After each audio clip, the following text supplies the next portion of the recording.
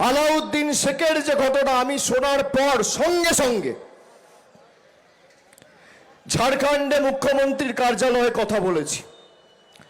আমি তাকে বলেছি, এই ঘটনার পিছনে যদি কেউ দায়ী থাকে আপনি তদন্ত করে তার বিরুদ্ধে ব্যবস্থা নেবেন। তারা আমাদের আশ্বাস দিয়েছেন যত দ্রুত সম্ভব রাজ্য পুলিশ প্রশাসন ঝাড়খণ্ডের কাজ করছে।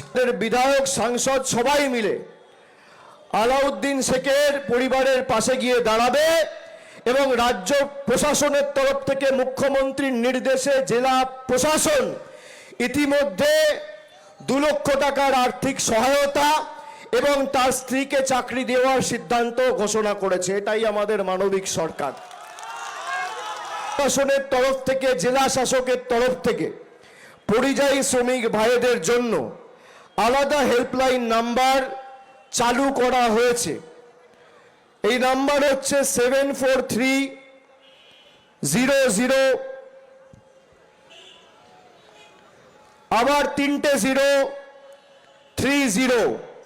আমি আবার বলছি, 2টো নাম্বার রয়েছে। একটা হচ্ছে 743, তারপর 5টা 0, তারপর 30। আর একটা নাম্বার হচ্ছে 91478888, তারপর 388।